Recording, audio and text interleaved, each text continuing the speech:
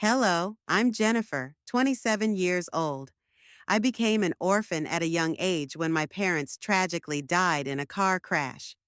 They didn't have any family to look after me, so I was put into an orphanage. I was there for about 3 years before my parents adopted me. My adoptive parents turned out to be billionaires, so I had a pretty rich and fulfilling life after that. They didn't want to make my adoption a big deal, so they kept it hushed up.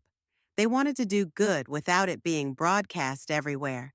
When I turned into an adult and had my own place, the two of them decided that they wanted to expand their business further and took a tour of Europe in search of opportunities. It was around this time that I met Jack, my now ex-husband. We met in college and instantly liked each other. After a couple of conversations, Jack, a very happy-go-lucky, caring man, made me like him a whole lot more. Our dates led to us becoming an official couple. We had the perfect relationship, although there was one problem. It was no secret that Jack's family did not like me.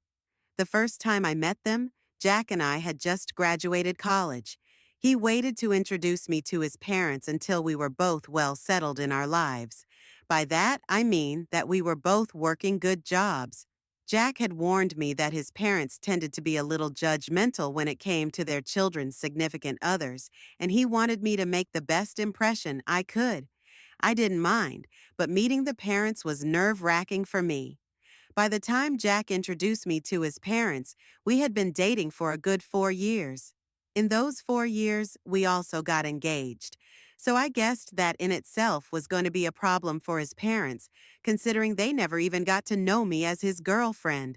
I remember freaking out about it with Jack the day before we were supposed to meet his parents. "They're gonna hate me, Jack." "They won't, I promise you," Jack reassured me. "Do you not think that they'll be shocked to find out that we're engaged?" "Well, yeah, but I don't think it will be that big of a deal." "Are you being serious right now? You were scared about introducing me to them because you know how judgy they are, and you think introducing me as your fiancé is not going to make them judge me even more. Look, even if they do, will what they say really matter? It won't to me, but I don't know about you. You always seem so careful about them. I promise you that it won't affect or matter to me at all, Jennifer. All right, if you say so. But do you think maybe we should just not tell them we're engaged, and then, like a month or so later, we should tell them? Will that make you feel any better about this whole thing? Because I have no problem with either of the options. I think we should hide it just in case. I'll do anything to get on their good side. You have nothing to worry about. I'll be there with you no matter what. Thanks. The only reason I had been freaking out so much was because whenever I suggested that Jack tell his parents about me, he would make a whole fuss about them not approving of me. Now, at this point, I began to kind of understand why. You see, Jack's family was pretty rich, and they loved to live lavishly. They wanted that for their children as well, and the only way they accepted their children dating was if they also mingled with people who were as rich or even richer than them. The way I was living back then was by no means rich according to their standards. I hadn't told Jack about my family because I didn't see the point of it. Plus, by the time I figured out why he was so adamant about not letting me introduce myself to his parents, I felt like it was even more unnecessary for them to know just who my father was. I wanted them to like me for me and not for my money. I naively believed that they would like me that way, but boy, was I wrong. We decided to meet Jack's parents at a fine dining restaurant. At that time, Jack held my hand as we walked in. I wore my engagement ring on my necklace because I wanted to keep it on me without actually drawing attention to it. When we got to our table, his parents already looked upset. Jack told me to expect that because they were big sticklers about time. When we had arrived exactly 2 minutes late, we were already off to a bad start. His parents gave me a once-over and twisted their faces into disgust. They proceeded to ignore me for a little while as they made conversation with Jack. I will admit I felt really small in their eyes. The longer they ignored my presence, the stronger my urge grew to leave. I kept my head down for the most part until finally Jack drew his parents' attention towards me. Mom, Dad, you can't just keep talking to me here. This is my wonderful girlfriend, Jennifer. Oh, hello. It's a pleasure to meet both of you. Hi. I wish I could say the same. Mom, what? I'm only speaking the truth. So, Jennifer, I heard you and Jack met in college. Is that right? Yes, we did. We happened to share some classes together. And how did you manage to attend this college? From what I know, the tuition is pretty high, and it's a pretty hard place to get into. Dad, that is enough. Jack, you will not speak to your father that way. He's asking a very valid question. Jennifer, please answer him. Well, I got a full ride there. I'm super grateful I got to go there because not only did I get to learn a lot of things, but I also got to meet Jack, which has been one of the best things that has happened to me. Of course, it's one of the best things that's happened to you. He's loaded, and you need that kind of money. At least you have some brains, because your looks aren't all that good, you know. What? That's enough. We're leaving. Come on, Jennifer. Jack grabbed my hand and we walked out. I was in shock at the way his parents had treated me. I couldn't believe that people could be so mean, so openly, and to someone's face. I was in too much shock to even feel anything. The car ride back home was silent because Jack was fuming. When we reached home, Jack made it a point to make sure that I was doing okay. But truthfully, at the moment, I really did not know how to feel. I had dressed up nicely and made sure that I sat properly as well. I didn't order anything expensive, but somehow, without me even saying a word, Rose and Tom made their judgment about me. Jack didn't speak to his parents for a while after that. They texted him and told him that we had been very disrespectful by walking out on them during lunch. Jack didn't respond to that and only texted them about a month later to tell them that he had gotten engaged. His parents weren't too happy about it, but Jack threatened them with no contact if they said or did anything against me. They offered to pay for our wedding on the condition that they got to make all the decisions regarding it. Obviously, neither Jack nor I wanted that, so we decided to do the next best thing, elope. My parents were in Europe, and they knew about me eloping. They were just happy that I was happy, and they did send Jack and me a gift. Jack did raise his brows at how they sent us a pretty expensive painting as a gift, but I just brushed it off as them having enough money to spend on that. After getting married, we next met Rose and Tom at a party that they had hosted. They invited us to celebrate their anniversary.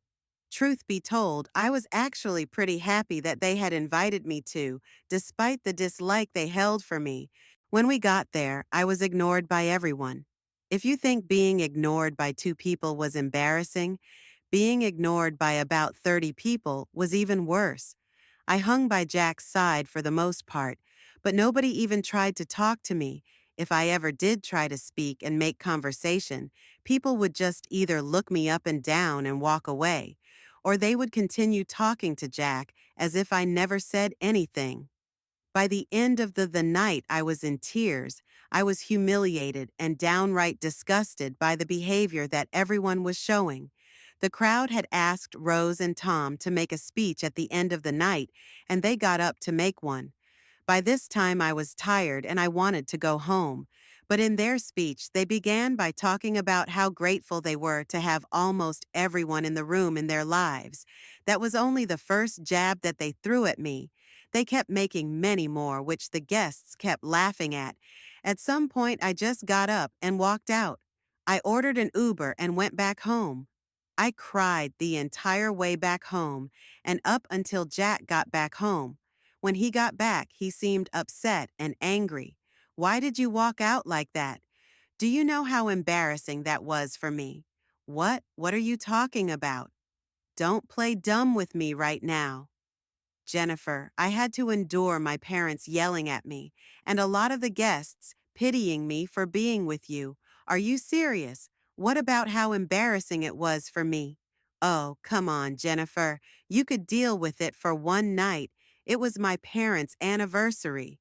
For God's sake, I was ignored by everyone, and your parents chose to make even more fun of me and their toast. How do you possibly expect me to be okay with something like that? I'm not saying what they did was right, but you could have just lived through it. I would have spoken to them about it. After what would that have done for me? I don't like being put in positions where I'm only being humiliated. Everyone was laughing at me. You've never been in that position before, so it's easy for you to talk about this. Like, it's no big deal. My parents expect an apology from you. I want one too. I'm afraid that I won't be doing that. I'll only do that if they give me one too. Ask for your apology. I see no reason for apologizing to you. You always stood up for me. I don't see why this is any different. This is very different. Because unlike before, you humiliated my family in front of all guests, and your parents humiliated me. Your wife in front of all their guests. Maybe my parents were right about you. You're impossible with that. Jack went to sleep in the guest bedroom. I couldn't understand why he had a sudden change of behavior. Was it really that bad for him after I walked out? He was always the first person to stand up for me, especially considering the fact that I was usually bored with whatever his parents had to say about me. For me to walk out should have been the biggest signifier of just how bad they made me feel. Yet Jack didn't seem to care about that. Jack didn't talk to me for the next week. I also got a lot of texts from his parents calling me ungrateful. And an embarrassment, I tried to talk to Jack, but he refused to. Eventually, I decided to give in and apologize to both him and his parents. Even that felt humiliating, but I was willing to go through it because I loved Jack and I didn't want this to be the hill I died on. Things after that only got worse for me. Jack's parents retired and spent a lot of their time hosting family dinners. They hosted it once a week, and Jack was always invited the first time they hosted it. Jack brought me along with him to their house as soon as I stepped in the atmosphere. In the room got awkward. Rose was busy getting ready, so she didn't see me immediately. But Tom and the rest of Jack's siblings awkwardly glanced at me. They didn't talk to me, and Jack left me to stand by myself while he caught up with the rest of his family. When Rose came downstairs, she saw me and practically flew over to me in rage. "What are you doing here? Excuse me." "No, I will not excuse you." "What are you doing in my house right now?" "Well, you invited us for dinner." "Wrong, I invited Jack, because it's a family dinner. I'm Jack's wife, so I'm a part of this family. Am I not absolutely not an orphan? Like you deserves no space in this family. What you thought you could hide that detail from us? We do background checks on our children's spouses, and you are not in my son's league whatsoever. I will never accept you here." "Why not?" "That can be the only thing that determines whether I get to be a part of your family. You're ugly and poor. You'd never fit into our elite circles. Why are you being so superficial? Are you scared that I'll damage your reputation just by existing? Does the fact that I bring your son happiness not satisfy you? If happiness brought in money, a lot of people would be billionaires. This is exactly why you'd never fit in with us. Or maybe I'll just never be as superficial as the rest of you, because I value who person actually is. You never even took the chance to get to know me before casting your judgments on me. I'm glad I don't fit in with you, Jennifer. That's enough. Here's some money. Get yourself an Uber and leave." I stared at Jack in shock as he held out the money. He shoved it into my hands and turned back towards his mother. She smirked at me. I felt tears spring into my eyes as I turned back around and walked out. I was once again crying in the Uber. I didn't understand why Jack had changed so drastically. Was this his way of making up to his parents after the party? Whatever it was, I was hurt and angry at him. He was okay with his parents using my past as an insult and defending them instead of me. like he usually did. I wanted to yell and scream, but I knew that would only project a worse image of me and prove them right, with which is why I walked away. I tried to think if anything I said was out of line, but I really did not see anything wrong. I was merely standing up for myself, calmly, might I add. After Jack came back home, he went back to not talking to me. My heart was breaking, and I felt so alone. I knew that he expected another apology, but I couldn't bring myself to do it. Like the last time Rose had blatantly insulted me in the worst way, and Jack was angry at me for it. If anything, I expected an apology from him. For the next 2 weeks, Jack and I didn't speak to each other. It was hard at first, but I got used to it eventually.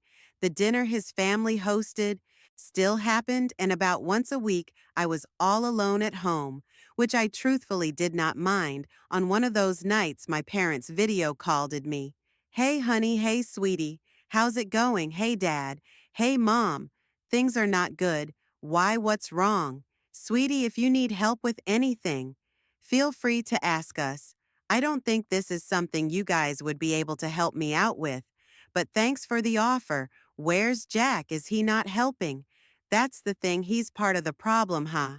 Sweet, could you be a little more clear about what the problem is? Well, his parents are pretty wealthy and also very snobby. Oh, I hate those kinds of people. Tell me about it anyways.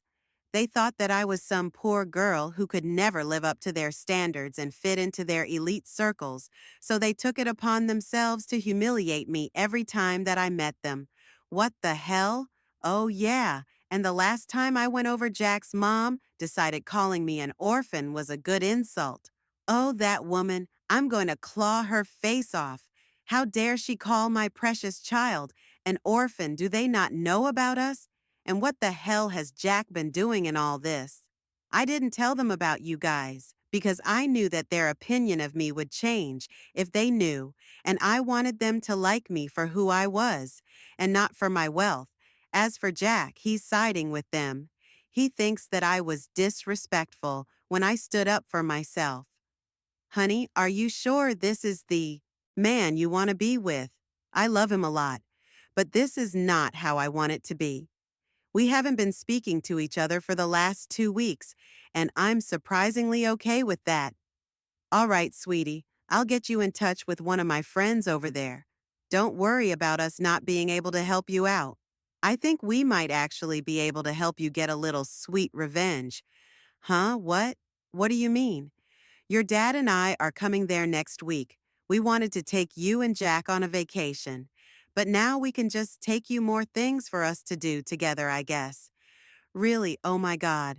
I'm so excited to finally get to see the two of you in person. Again, that was a real pick-me-up. Finally, I felt happy after so long. The three of us continued to talk for a little while. After that, Dad elaborated on his plan to help me.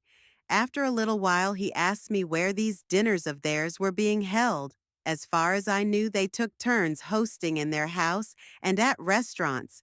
Conveniently, the week that my parents were coming, the dinner was going to happen in a restaurant. I needed to get information on where exactly this dinner was going to be held so I could provide my parents with the location.